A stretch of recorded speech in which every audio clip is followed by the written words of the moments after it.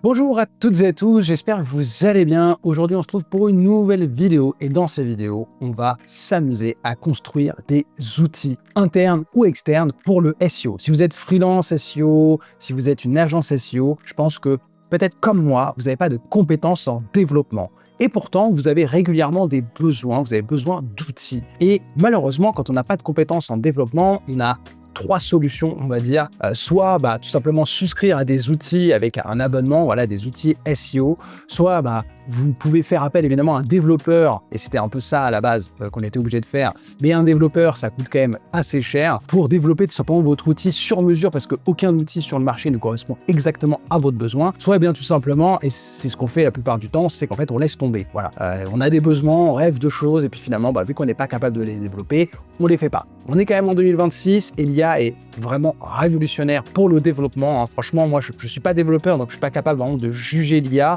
Et je sais que l'IA n'est pas parfaite en développement et que pour des besoins vraiment très costauds, peut-être qu'elle ne fait pas l'affaire, mais clairement, pour faire des petits ou même plutôt des plus gros outils SEO, et franchement, moi, j'ai testé et j'ai été vraiment bluffé. Dès que je vais vous montrer justement tout ça dans cette vidéo, et surtout, je vais vous montrer comment utiliser les datas d'un outil comme SEO Ranking. Donc SEO Ranking, c'est un outil qui permet de faire de l'analyse de backlinks, de l'analyse de mots-clés, etc. Et en fait, on va pouvoir aussi récupérer la donnée d'SEO Ranking dans nos outils. Et c'est là que ça devient vraiment super intéressant et super puissant parce qu'on peut même, si on le souhaite, interconnecter plusieurs API et par exemple aussi utiliser l'intelligence artificielle avec, par exemple, de la data de SEO Ranking et construire des choses vraiment incroyables. Donc si vous êtes prêts, on démarre tout de suite. Alors évidemment, quand on vend des services en SEO, en marketing digital, on peut avoir besoin, comme je disais, de créer des outils. Et la première utilisation, moi, que je me suis dit que j'allais faire, c'était des petits outils gratuits sur mon site. Vous voyez, maintenant, là, sur mon site, si vous y allez, vous voyez que vous avez outils gratuits, vous avez différents outils que j'ai développés tout simplement avec l'IA. Donc, j'ai commencé avec Claude Code. Au final, je suis passé à Codex. Je pense qu'on en reparlera parce que finalement, ça fait à peu près la même chose et en fait, avec le code, on est trop vite limité. Donc ici, par exemple, c'est un outil qui a été développé avec l'IA et qui n'utilise que, en fait, c'est que du script PHP. C'est une calculatrice, en fait, tout simplement de retour sur investissement SEO. Donc ça peut être très bien pour mes prospects qui hésitent. Justement, ils se disent, tiens, est-ce que ça va être rentable ma stratégie SEO? Et ça peut être aussi, du coup, un outil d'aide à la vente. Moi, quand je suis en rendez-vous client, par exemple, on peut très bien se dire, OK, moi, je vais vous faire une proposition d'accompagnement SEO à 1 000 € par mois. OK, combien est-ce que ça va vous coûter? Donc, c'est quoi votre trafic organique mensuel actuel? Ça, c'est de la donnée qu'on rentre évidemment manuellement. Le taux de conversion actuel, si on le connaît, la valeur moyenne d'un client et les objectifs SEO en termes d'augmentation de trafic. Donc là, après, ça dépend évidemment de moi.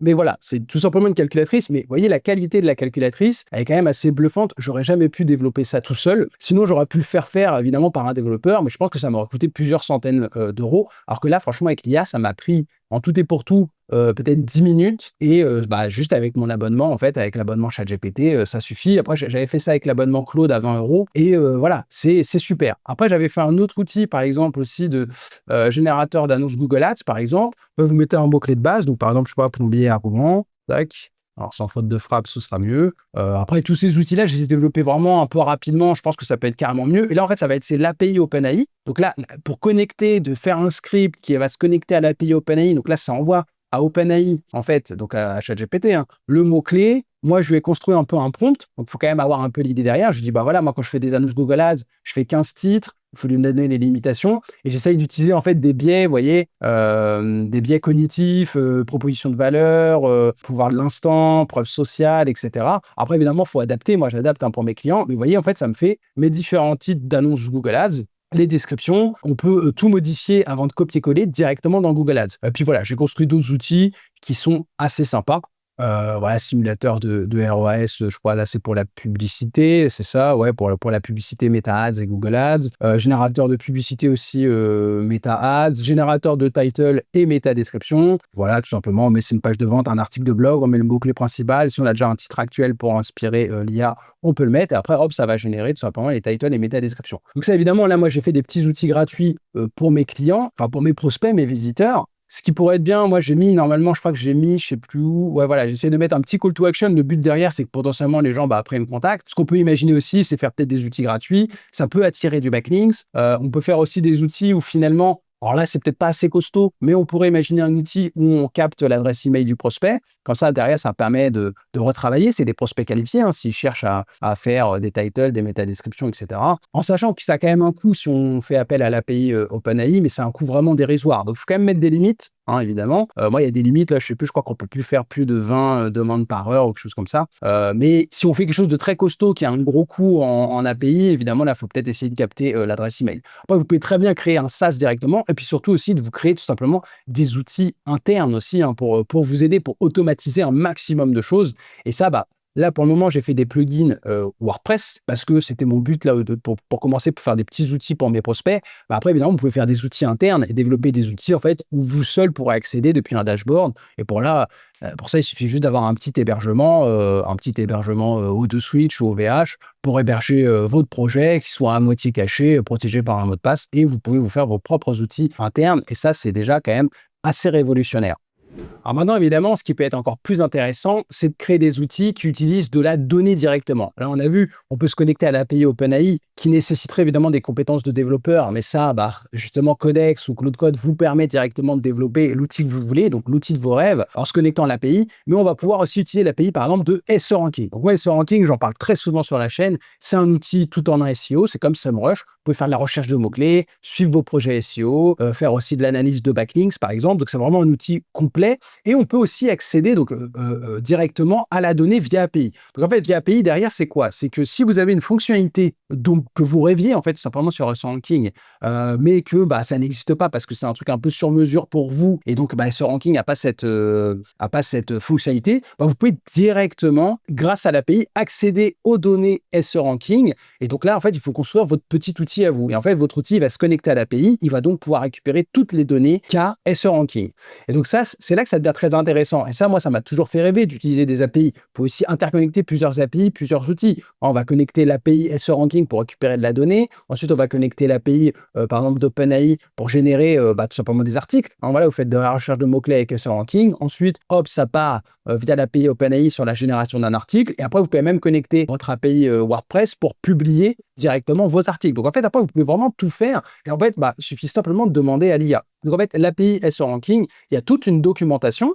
Alors, honnêtement, la documentation, alors il y a des trucs en français, je sais plus trop si après c'est pas en anglais. Ouais, tout est en anglais. Et honnêtement, c'est vraiment du truc en clair pour les développeurs. Moi, en fait, ce que j'ai fait tout simplement, c'est que donc dans Codex, voilà, je lui ai donné tout simplement l'API. Donc voilà, je lui ai dit, alors d'ailleurs, je lui ai dit, je suis content, je suis consultant SEO, j'aimerais créer des outils internes grâce à l'API SEO Ranking. Et voilà, je lui ai dit, lis la documentation entièrement, et puis donne-moi 5 outils d'internes que je pourrais créer. Bon, voilà, tout simplement, lui, il va lire en fait l'API, et du coup, il va savoir comment développer les lignes de code à mettre en fait pour faire appel à l'API. Je parle vraiment comme un bébé parce que, en fait, je comprends pas, moi, tout ça, ces idées de développeur, d'API, etc. Je suis vraiment nul. Donc, du coup, je suis pas non plus capable de vérifier vraiment si ce qu'il fait, c'est bien. Moi, ce que je veux surtout, c'est tout simplement que ça me développe des outils qui fonctionnent, en fait, tout simplement. Donc après, bah, en fait, il y a plein de choses qui sont possibles. Vous voyez, on peut se connecter à tout. Ça, c'est tout ce que permet de faire, en fait, SEO Ranking, hein. Donc, on peut gérer les projets. Tout ce qui est gestion de projet, on peut imaginer un onboarding, par exemple. Le client remplit un petit formulaire. Donc là, vous pourriez connecter un formulaire Google Doc. Ça peut remplir derrière un petit Google Sheet. En fait, on demande quoi? L'URL du site, ses principaux concurrents, etc. Et derrière, ça pourrait directement créer en fait un projet dans SEO Ranking où on va pouvoir lancer un audit SEO technique, on va pouvoir rajouter les mots-clés au tracking des positions, etc., etc. Donc après, moi, je lui avais demandé quoi? Je lui ai demandé d'autres idées. Voilà, donc il me balance pas mal d'idées, des détecteurs de pages à rafraîchir. Il croise et baisse les baisses de position du site, un générateur de brief de contenu SEO, donc on lui donne un mot-clé cible et du coup, ça va nous remonter tout un brief de rédaction, en fait, tout simplement, sur ce mot-clé-là, si on veut rédiger un article sur ce mot-clé-là, un alerteur de perte de visibilité concurrentielle, donc si un concurrent gagne des positions sur un cluster important, hop, ça va nous envoyer une alerte. Oui, en fait, on peut tout faire. Donc en fait, si vous avez déjà une idée, évidemment, vous allez pouvoir la développer et interroger l'IA, et il est extrêmement intelligent. Moi, j'utilise Codex et il est extrêmement intelligent pour un peu challenger vos idées. Mais sinon, après, vous pouvez aussi directement lui demander des idées et développer vos propres outils. Donc ça, c'était vraiment assez bluffant. Et moi, le truc que j'avais fait, notamment, le premier outil que j'avais fait, en fait, je m'étais inspiré de 1-2 Backlinks. Donc, je ne sais pas si vous connaissez 1-2 Backlinks. Moi, c'est un outil qui est super. Et d'ailleurs, maintenant, on peut faire de l'analyse en masse. Donc, je vous conseille vraiment d'aller tester. En clair, c'est quoi? Je veux me positionner sur un mot-clé. OK. On va faire un contenu, on va analyser la concurrence sur ce contenu-là, on va rédiger le meilleur contenu possible sur le mot-clé en faisant de l'optimisation sémantique. Donc là, j'ai déjà présenté plein d'outils d'optimisation sémantique. Une fois que ça c'est fait, mine de rien, peut-être que ce qui va pêcher pour qu'on se positionne, c'est l'aspect netlinking. Donc en fait, sur l'outil, vous mettez par exemple freelance SEO, tac, faites, donc vous mettez votre marché, votre langue, vous analysez, et là en fait, ce que ça va regarder, ok, les 10 premiers résultats qui se positionnent sur ce mot-clé-là, ça va regarder combien ils ont de backlinks directement vers la page, et combien aussi il y a de backlinks sur le domaine, parce que c'est tout ça en fait qui va entrer en ligne de compte. Si vous essayez de vous positionner sur un mot-clé, même si vous avez le meilleur contenu, mais que vous avez 0 backlink parce que vous venez de lancer votre site, malheureusement, si les concurrents en face, c'est que des gros sites qui ont une énorme autorité, bah, vous aurez du mal à vous positionner. Ça peut dire qu'il ne faut pas le faire, mais vous savez que ça va prendre du temps avant de réussir sur cet aspect autorité.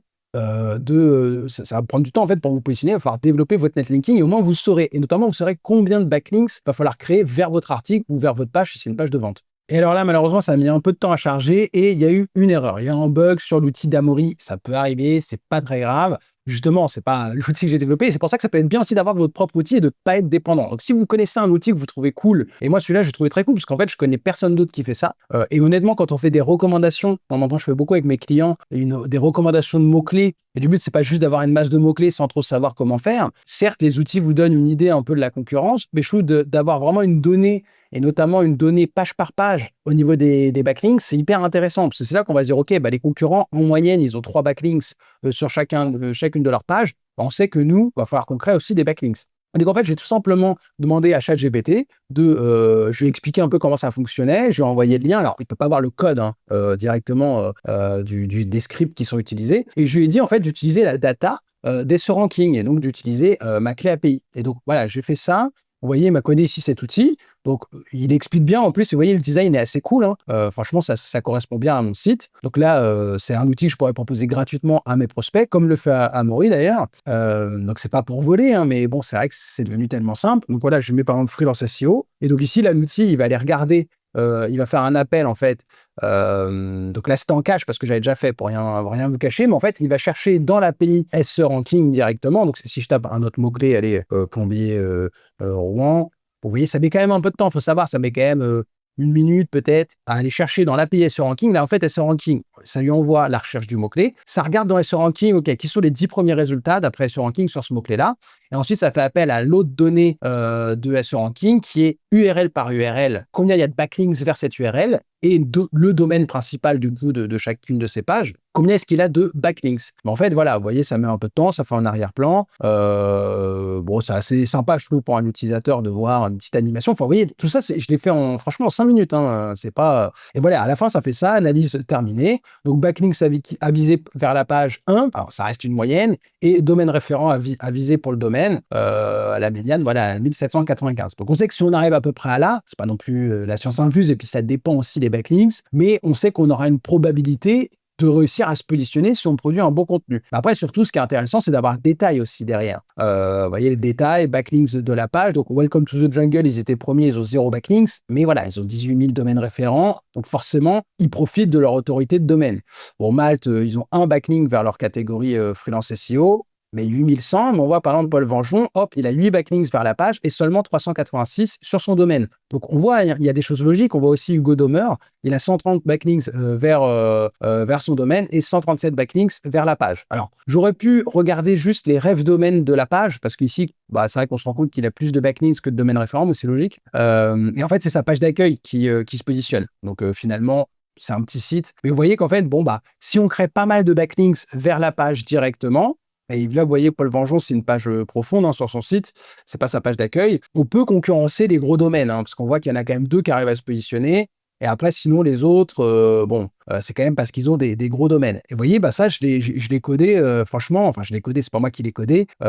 J'avais commencé avec Claude, mais le problème de Claude, pour en parler, c'est qu'en fait, vous êtes, avec l'abonnement à 20 € par mois, vous êtes trop vite limité. Enfin, je crois que c'est 20 $. Et franchement, on peut plus rien faire avec. Et donc, moi, en fait, je suis passé à Codex. Donc, ça, c'est l'équivalent, c'est le Claude Code de ChatGPT, d'OpenAI. Donc, c'est l'application sur le bureau et c'est trop bien. Et du coup, là, tout à l'heure, j'ai fait justement, je lui ai dit que j'aimais bien l'idée du générateur de brief de contenu SEO. Donc, voilà, je lui ai dit, fais-moi un plugin WordPress. Alors, Là, ici, j'ai fait que des plugins WordPress. Mais on peut aussi, évidemment, faire des outils internes directement sur le poste, en local, etc. Vous n'êtes pas obligé de faire des outils pour votre WordPress. Mais du coup, hop, voilà, il m'a codé tout simplement le plugin WordPress, le shortcode à mettre. Je lui ai dit que la clé API, il faut que je la mette dans le paramétrage. Donc, il y avait un petit bug. Je lui ai fait débugger, parce que ça arrive, hein.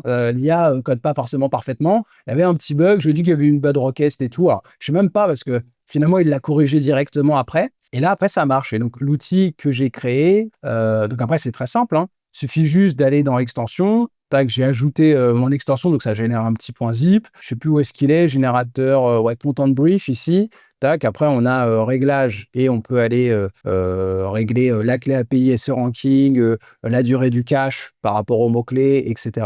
Donc, méga bien, tout simplement. Et voilà, il m'a codé ça. Un brief SEO. Alors là, au niveau du design, j'avais pas redonné trop mes couleurs et tout, donc c'est vert. Mais voilà, ici, vous mettez votre mot-clé. Donc, par exemple, je sais pas, on va mettre meilleur logiciel facturation.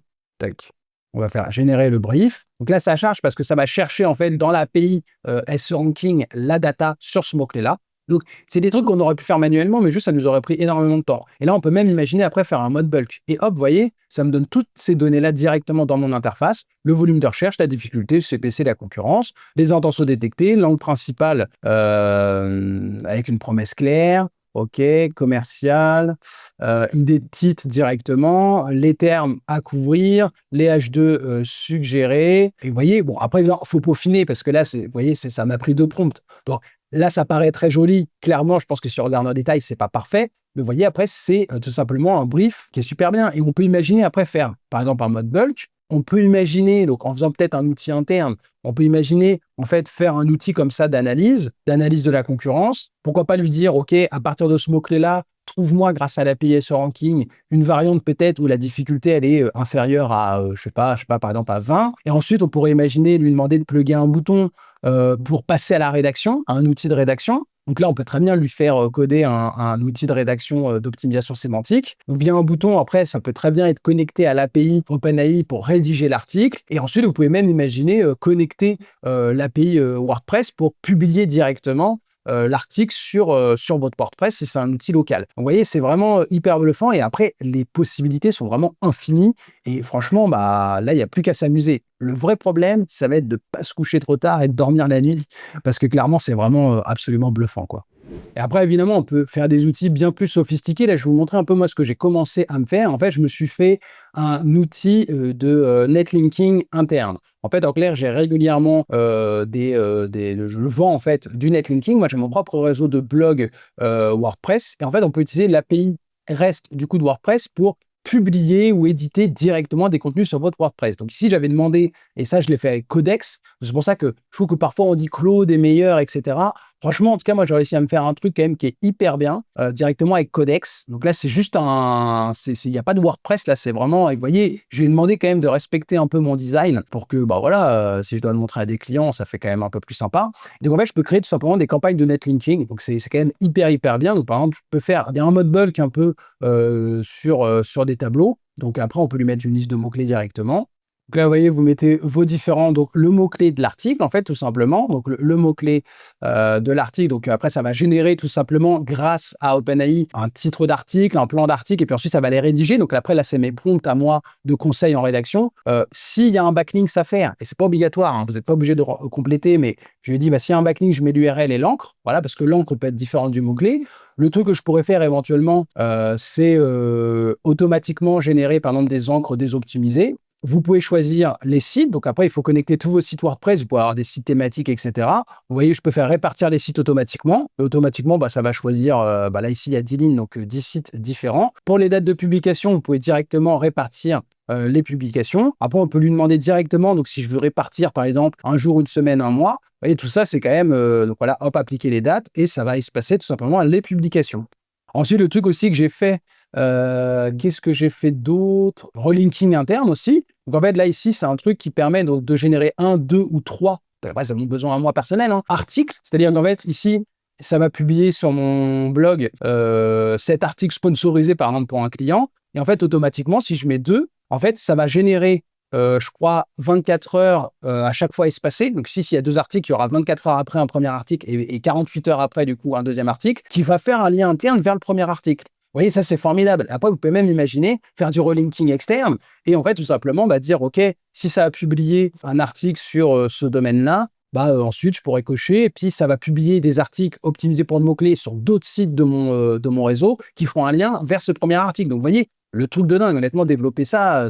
Là, pour le coup, je pense que là, clairement, s'il y a un développeur hyper fort qui regarde la vidéo, il va me dire, ça, je l'ai déjà fait il y a 10 ans et tout, je sais le faire. Mais quelqu'un moi, j'ai jamais tapé une ligne de code de ma vie, c'est juste bluffant. Et je pense qu'un développeur, il m'aurait vu arriver, il aurait dit, ouais, bon, allez, ça va être 3 000 €, machin, bidule. Là, je l'ai fait, franchement, ça m'a pris.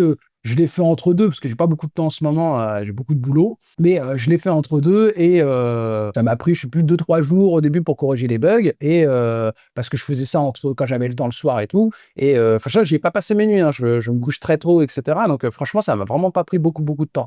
Et le truc aussi que j'ai fait, c'est un registre de liens, parce que typiquement, quand vous avez des clients réguliers, en fait, moi, je veux stocker quels sont tous les liens que j'ai déjà créés vers un domaine pour éviter en fait de les recréer. Vous voyez, des backlinks depuis les mêmes domaines et de ne pas avoir, en fait, ce que je faisais avant, c'était tout simplement, j'allais revoir dans les différents exports, rapports que j'avais envoyés aux clients, parce que des fois, les gens reviennent 3 mois après. OK, est-ce que j'ai pas de gens vendu des liens? Sur quel domaine? Enfin bref, je perdais du temps. Là, en fait, tout se fait en fait dans le registre de liens directement. Donc après, c'est formidable, en fait, tout simplement. Et vous voyez, après, quand on a des rapports, par exemple, ici, voilà, ça a généré des liens. Donc après, je vais vous montrer. C'est connecté aussi à l'API Ideogram pour générer des images. Vous voyez, ça génère en fait, et surtout, c'est connecté aussi, vous voyez, ça génère des titles et métadescriptions. J'ai fait corriger parce qu'il ne mettait pas de majuscules au début des titles. Bon, vous voyez, moi, j'ai fait mon prompt où je veux à la fin de la title un emoji, dans la métadescription des chiffres si possible. Vous voyez, ça respecte bien ici au niveau de la taille. Alors là c'était une vieille campagne, mais j'ai fait après corriger, j'ai demandé des slugs un peu plus courts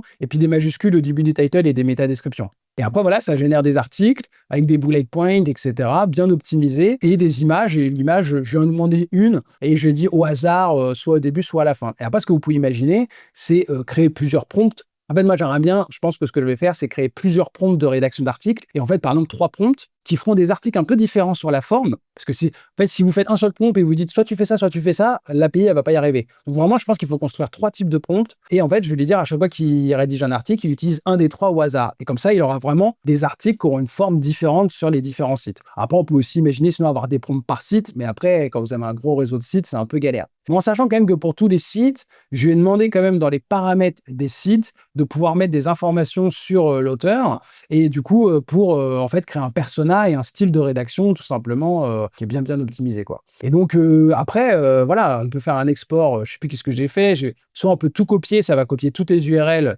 des backlinks, c'est comme ça on peut envoyer par email, soit sinon on peut exporter en CSV avec de la donnée. On peut imaginer interconnecter plein d'autres API, par exemple l'API SEO Ranking, par exemple, pour qu'elle puisse nous donner le nombre de domaines référents du domaine. Enfin, après, franchement, les possibilités sont infinies, et notamment là, le truc que j'aimerais bien faire, là, c'est justement avec l'API SEO Ranking, préparer en fait des briefs de rédaction, justement comme on l'a vu, et ça, ce serait vraiment pas mal. Comme ça, en fait, l'IA va rédiger pas juste une optimisation SEO classique, elle va vraiment faire une optimisation SEO avec le contexte et la donnée SEO Ranking pour rédiger des bons articles. Vous voyez, vraiment, c'est juste un truc de fou, quoi, tout simplement. C'est juste un truc de dingue. Enfin, j'espère qu'aujourd'hui, voilà, vous vous dites, OK, je peux faire des trucs bien avec des trucs que ça envoie par email aussi. Enfin, voilà, moi, j'ai l'impression d'être un enfant à Noël qui a son nouveau jouet, etc. Et c'est vraiment ouf. Et vous voyez, on peut y chercher les liens. Donc, par exemple, je sais pas si je tape Gersan, mais je crois pas que j'avais créé. Bon, là, il y a un bug. Vous voyez, là, il y a un bug. J'ai pas encore fini de développer ce truc-là parce que, comme vous voyez, c'est tout jeune. Mais clairement, voilà, on peut faire plein de trucs et interconnecter les API. Et on vit une époque formidable grâce à l'IA. Maintenant, on va quand même regarder par rapport à l'API SEO Ranking combien ça coûte. Donc, en fait, ça dépend de votre forfait. Il faut avoir en fait le forfait business, qui est vraiment le forfait plutôt pour les freelances ou les agences SEO. Hein, donc, pas si vous êtes vous-même, honnêtement, vous gérez juste un site internet, etc. Je ne vous conseille pas, à moins d'avoir vraiment des besoins énormes, d'avoir un très très gros site. Je ne vous conseille pas forcément ce forfait. Mais le forfait business ici, donc, il coûte 188 € par mois si vous prenez un annuel ou 235 par mois si vous prenez en mensuel, donne accès à l'API. Et en fait, après, vous avez tout un panel ici, tableau de bord API. Vous avez énormément de crédits. Honnêtement, c'est très compliqué de consommer tous ces crédits API, mais vous pouvez suivre en fait votre utilisation, vous pouvez créer des clés. Si vraiment vous avez besoin, vous pouvez obtenir des crédits supplémentaires et en acheter si vous avez vraiment des énormes besoins. Et après, vous avez toute la documentation pour voir. Donc voilà, j'espère qu'en tout cas, vous avez trouvé cette vidéo intéressante, que ça vous a donné des idées pour développer vos services, etc. SEO. Si vous avez des questions, n'hésitez pas à les poser en commentaire. Comme d'habitude, je réponds toujours. Et moi, je vous dis à bientôt pour une prochaine vidéo.